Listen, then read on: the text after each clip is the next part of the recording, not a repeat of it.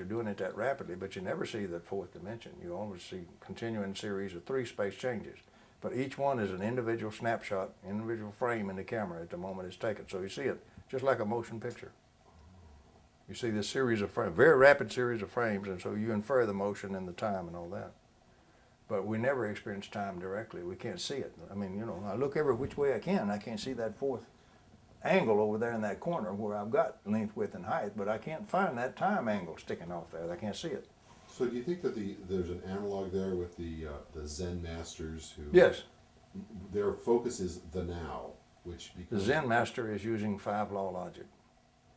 The first problem that you have in Zen is to violate the 3-law Aristotelian logic, which is fitted to photon array. That's this ordinary garden variety physical world and, materialistic world. That's all you're getting if you're doing that. You've got to escape past that if you want to get to what he's trying to do. And the first thing he has to do is he has to try to break down that unconscious total lock of this 3-law logic on a person. So most of the Zen method, for example, is devoted to doing that. Look at the dialogues. You'll see a Zen master looking around and saying, I want you to look at this flag on this pole. Is that flag for real? And he'll have a student that says, oh no. The flag exists in my mind, the pole exists in my mind, and the earth under my feet exists in my mind. It's not real at all. Whereupon the Zen master will strike him in the face, knock him down, and he will say very calmly and very politely, was that real? And the fellow will get up and say, I have to admit that was real. And he will say, fine, go continue your studies, you're not quite there yet. And the new student just starting in will see all that, and it's his turn next. And the Zen master turns to him and asks him the same question and says, look around you and look at this flag on this pole. I want to know, is that flag real? And he said, oh, it's absolutely real, absolutely. And the Zen master gets a frown on his face, says, this fellow hadn't learned anything. Let him continue scrubbing the kitchen and doing his meditation. So you wonder then why? Because the same question, if you took the other answer, that wasn't right either. In other words, he broke up either or, you see. It gave him both and he didn't know about it. But what he's pointing out to him is when you do an either or choice, you've invoked a process. Before you invoke the process, it's not either or. So that turns out to come into play like a Venn diagram that we prove all the logic theorems with. One of the 3 laws is A is not identical to not A. Well, look at the edge of the block that you draw to represent A. What is the edge? Is it A or is it not A? Not A being outside that block. You can't say it doesn't belong to A because obviously it does. I can touch that anywhere from within A. At the same time, it totally belongs to not A because I can touch it out there. The Aristotelian logic fails. That law, the 3rd law, fails in real life. In physics, you meet this with a difference. Is this a particle or is it a wave? It's not either or, it's both and.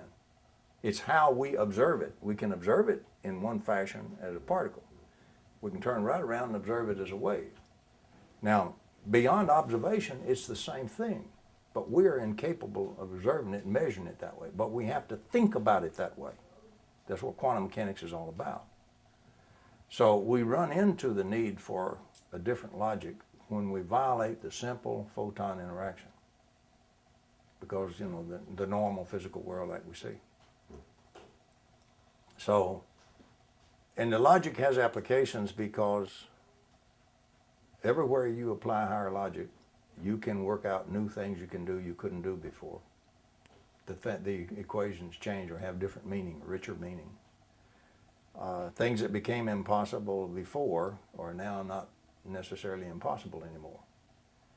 So another thing you'll find is you write the other law, you just write the 4th law, you write as A is identical to not A.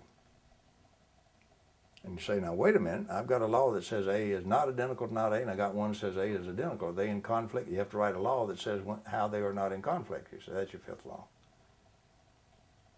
So you either have a case where they are identical or you have a case where they are not identical. You see, that will be what your perception adds to it. But see, you've got to trace the perception, because you don't have an abstract A and an abstract not A. You have a thought A and a thought not A. And the old philosophers, not too many of them bothered to separate the idea that A was, in fact, not really A, not an absolute A. It was a process that made this, or perceived, or thought this thing A. And how can you have two opposites identical? Simply change the process that is going to do the perceiving or the observing. That's what we do in quantum mechanics. We change the process that does the observing. It's a particle. We change the process a little bit. It's a wave. So it's very useful, you see, because it works in real life, but it doesn't work in common, ordinary life, you see. I mean, there it's very simple. That car either hit you or it didn't. You can forget Schrodinger's cat. You're going to wind up either very dead or hurt, or you're scot-free. So you have to watch at what level you do. But it helps also if you do that kind of work a little bit, because it forces you to start to think with at least, hopefully, some kind of precision, instead of just grabbing a hold of everything and just slopping everything around. You start narrowing it in and say, I really don't understand. Like, we'll say, what is energy? And the professor will say, energy is the capacity to do work. Okay, let's think about that statement. Energy is capacity. No. I can have energy without having any capacity. And it doesn't have to have any work being done to have energy. The fact that I can use energy to do some work is of course, a fact. It has nothing to do with the definition of energy. It's an expression of energy. It's a characteristic that energy can perform. It has nothing to do with its nature. And that's why you'll find Feynman saying, people that do think deeply about this, saying in his 3 volumes, we really don't know what energy is. Today we can come a little closer at least. We can at least tentatively model it as energy alone is a curvature or a distortion of space-time. If you're using the space-time view, a relativistic view. If you want to use particle physics, it's a change in the virtual particle flux of the vacuum. And that's it. They are identically the same thing. But you're looking at them through a different set of glasses in each case. But it works either way you go. But you don't have forces or anything yet when you have the curvature of space-time. Until that interacts on mass, you don't have a force. The beauty of doing things like that is sometimes a tiny, tiny little thing that pops out is of vast importance. We have all been taught that we can only do leaky diode engineering. We got to fight nature tooth and nail. We've been taught that nature's not going to give you anything for free unless you fight for it. When in fact the exact opposite is true. We can have all we want from nature, energy-wise, if we would just ask for it in the right form. But if we fight her, she'll fight us like a tiger. We're forcing the fight on her. But we don't have to do it that way. The other thing is that some folks really don't want us to know is that it makes us realize we think that we have to pay as much energy to engineer forces, force systems, you see. We have to pay for all that energy that went into that huge force. We don't have to pay anything for the energy.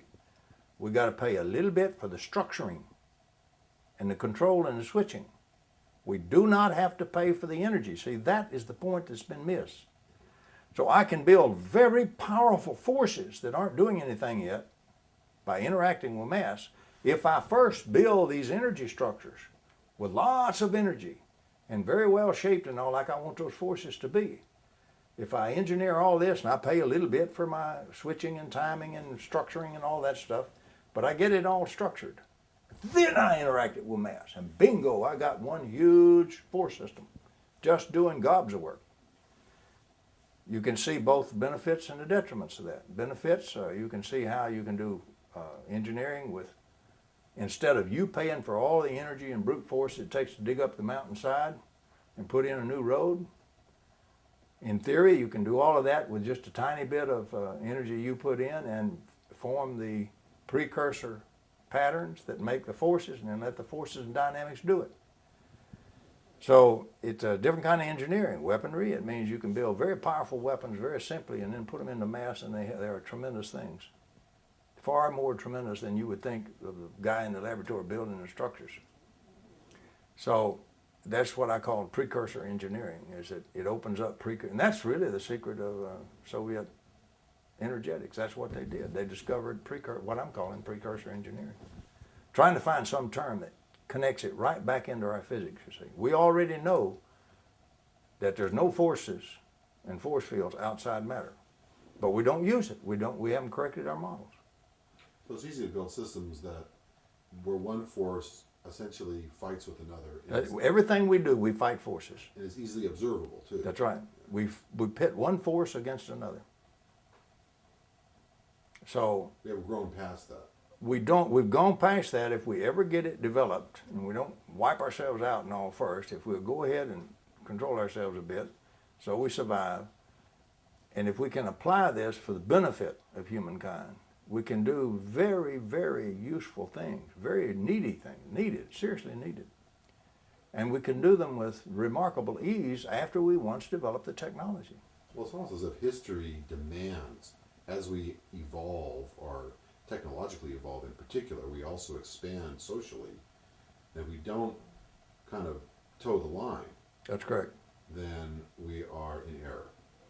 Well, I don't know how much you've read of my early stuff, but we looked early on at what it meant to be an intelligent tool-using species. There are two kinds of intelligence. One is a tool-using species, and the other doesn't have a good tool-using appendage. So, because tool-using means, that's what technology means, tool-using. So, one is the technological species, or going to be, and the other is a non-technological intelligence. The dolphin is a beautiful non-technological intelligence. We're so dumb we can't even interpret what the dolphin's trying to tell us when he's talking to us. John Lilly, for example, his dolphins finally gave up on him and started committing suicide.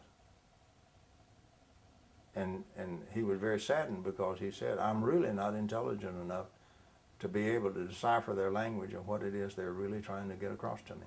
And they have given up in frustration. So, by whatever characteristic you set with intelligent, it can be, if you use brain size per body size, the greatest intelligence on the planet is a great blue whale, probably. But we are the technological species because we have a tool-using member. So that means we adapt tools. Intelligence means adaptability. And basically, when you get through all the hooey, that's what it means. And we adapt tools.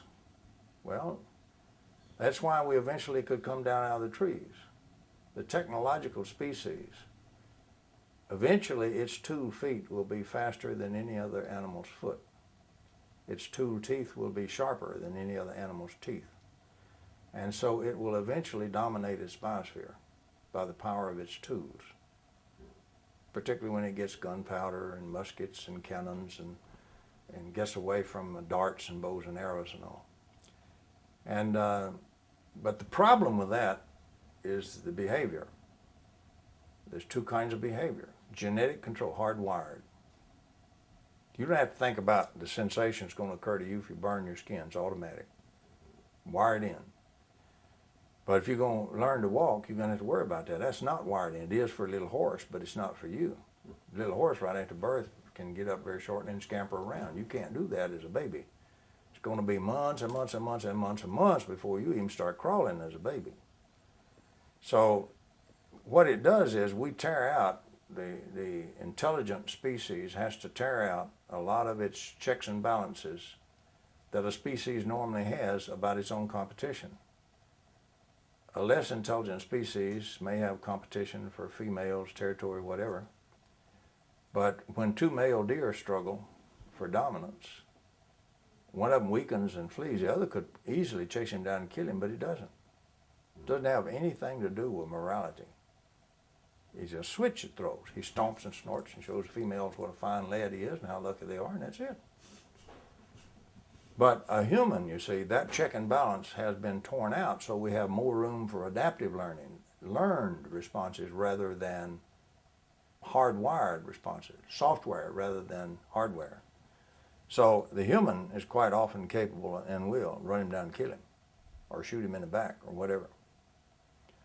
The problem with that is to be a technological tool using intelligence is to carry the seeds of the species destruction as you go. Because as your tools develop more power, you use the tools in your intra-species conflict. You learn to kill people faster and easier. Hitler was just the beginning, you see, in burning the Jews and all that.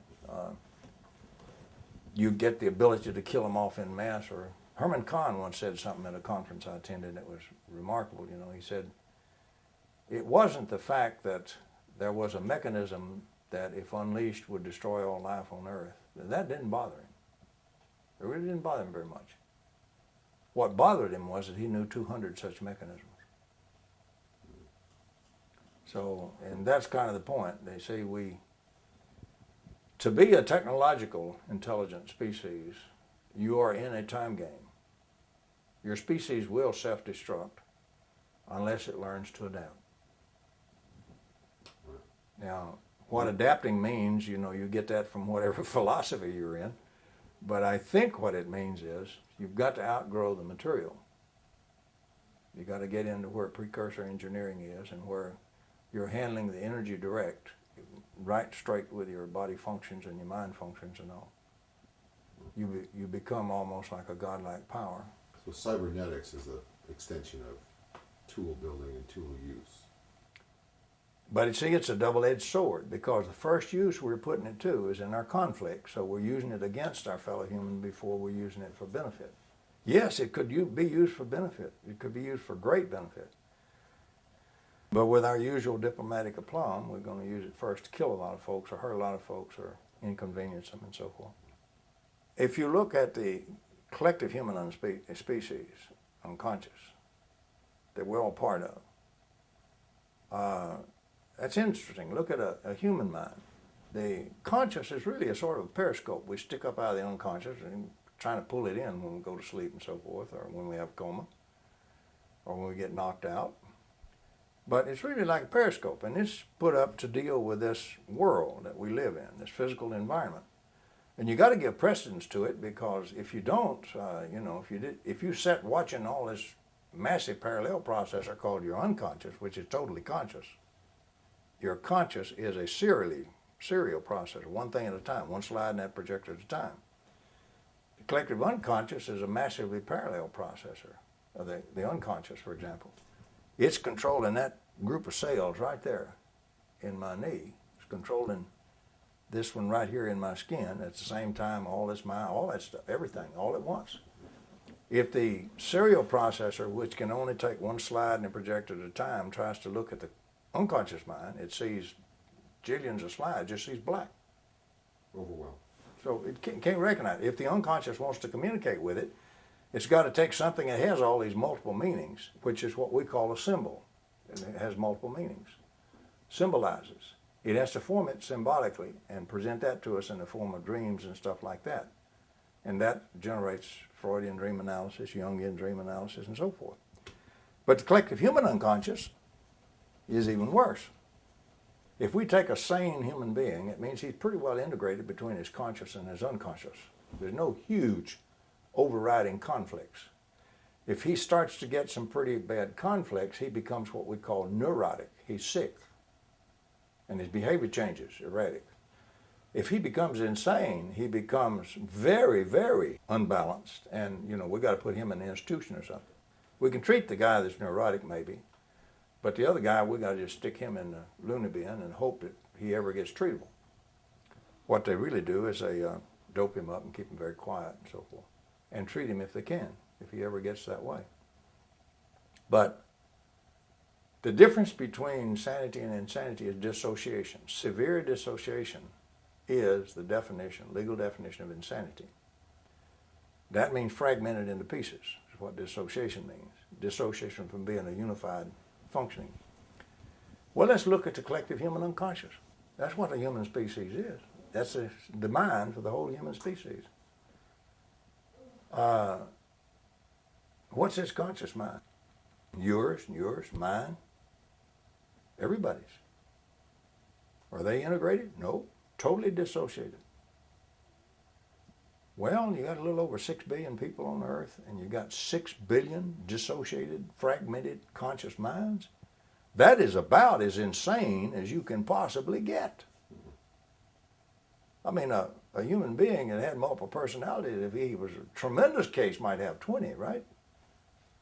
But 6 billion and something? Forget it, Charlie. So the collective unconscious, which has an extraordinary power, it can materialize its thoughts and dreams and all, emotional responses, and does. But what it does is, it has all this conflict from large groups of people going into it. So it has tremendous conflict at this because it's insane. Its consciousness is insane. It's severely dissociated. So what's the answer? The answer has got to be some kind of link between the consciousness. We try to do that with morality and laws and things like that, and with balance and all. We try to say you have to have a standard of behavior where you can disagree with a person, but you don't take a knife and cut his throat.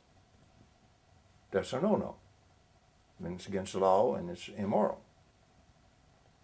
We have to go from this kind of fragmented prescription. We have to go to something that enforces that directly out of the collective unconscious. That if you make a boo-boo and you raise the knife to kill another human being, all the anger goes like the male deer. We have to have a hardwired response from the collective human unconscious. We don't have anymore. If we don't get something like that, that will control our intra-species conflict, our weapons are so big now, we are going to utterly destroy ourselves, probably the earth along with it. What would that be? I think that psychoenergetics is a tool that would let it be engineered if we had time to develop it and wouldn't use it to try to kill one another. So hardwire modification.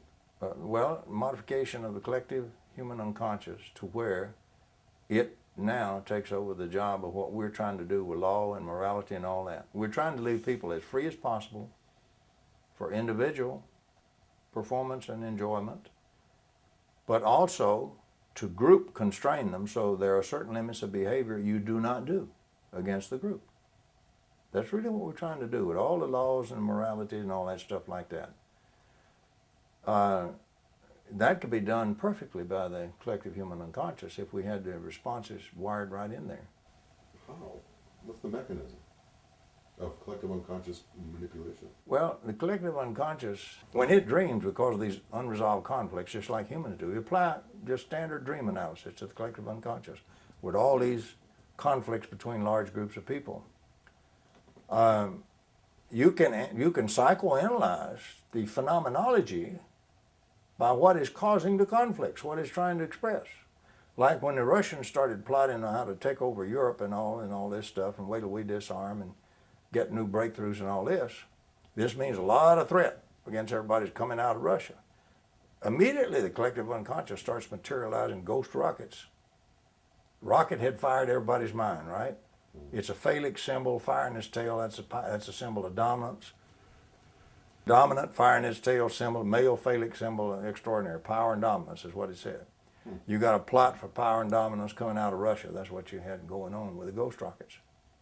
So you can analyze every big wave and all this for what the collective unconscious is trying to tell you. In the old days, kings used to know something about that in different terminology. And they hired what they call, today we would call soothsayers, but they called wise men. And these guys were chosen because of their ability to interpret the things that happened around the power structure, around the king. These odd, what today we would call paranormal phenomena.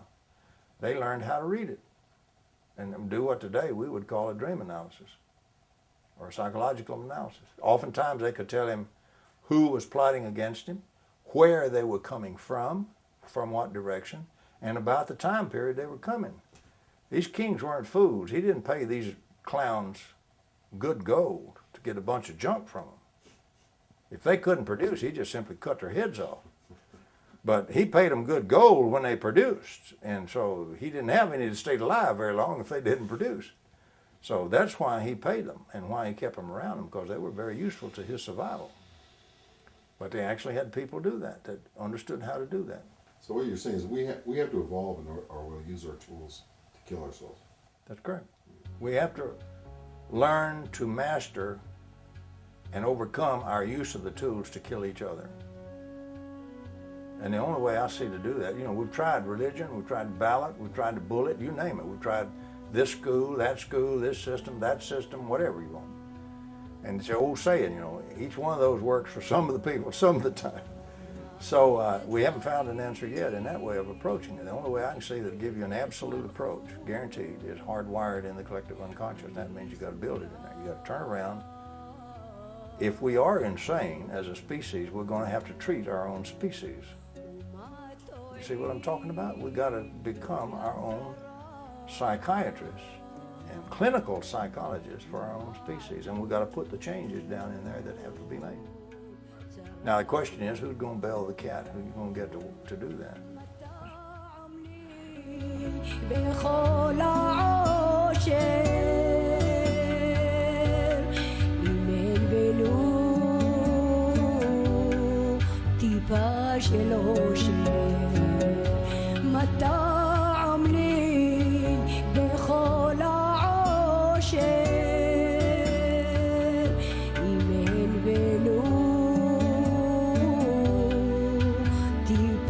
שלוש